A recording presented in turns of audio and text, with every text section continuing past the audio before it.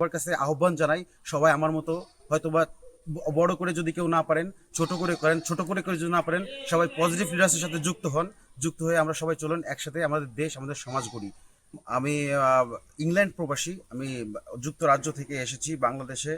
আমার গোপালগঞ্জ, আমার জেলার মানুষজন এবং আমার জেলার পরিবেশ রক্ষার্থে কিছু কাজ করার জন্য।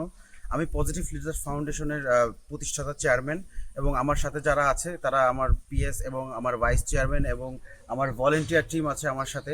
আমরা গোপালগঞ্জের পরিবেশ রক্ষার্থে আমরা একটা উদ্যোগ নিয়েছি যে আমরা এই বছরের ভিতরে 1000 গাছ লাগাবো। আজ আমরা তার ভিতরে অন্তত 500 গাছ লাগানোর চেষ্টা করব।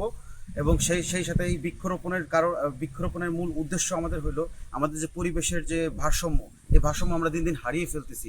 অনিয়ন্ত্রিত বৃষ্টি হচ্ছে, আমাদের গরম হচ্ছে, প্রচুর পরিমাণে বেড়ে যাচ্ছে। এবং আমরা আগে যেসব পাখি দেখতে পারতাম খুবই সহজে, দোয়েল পাখি থেকে শুরু করে অনেক ধরনের পাখি, নানান রঙের পাখি আমরা দেখতে পারতাম, সেই পাখিগুলো আসলে খাদ্যের অভাবে মারা যাচ্ছে। আমাদের অনেক গাছ আমরা লাগাই, কিন্তু গাছগুলো হয় কাঠের গাছ, কিন্তু আমরা কিছু ফল, কিছু বনজ ঔষধি গাছ লাগাচ্ছি, যেসব গাছ রোপণের মাধ্যমে আমরা আসলে পরিবেশকে সাহায্য করছি।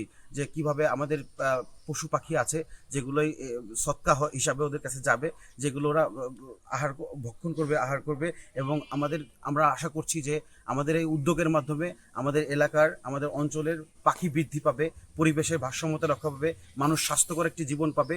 এবং সেই সাথে আমরা আরও শিক্ষাবৃত্তি দিয়ে থাকি আমাদের ফাউন্ডেশনের মাধ্যমে। আমাদের অঞ্চলের বাচ্চা যারা দরিদ্র ছাত্রছাত্রী আছে তাদেরকে পড়ালেখার উন্নতির জন্য, যারা খাদ্য পাচ্ছে না ঠিকমতো, তাদের খাবারের চেষ্টা করে খাবার পৌঁছে দেওয়ার জন্য। এবং আমাদের ফাউন্ডেশনের মাধ্যমে আমরা বাচ্চাদেরকে খেলাধুলার জন্য উৎসাহিত করে থাকি। আমরা একটা অরাজনৈতিক প্রতিষ্ঠান। আমরা চাই যে আমাদের মানুষদেরকে যেন আমরা যত্ন করি।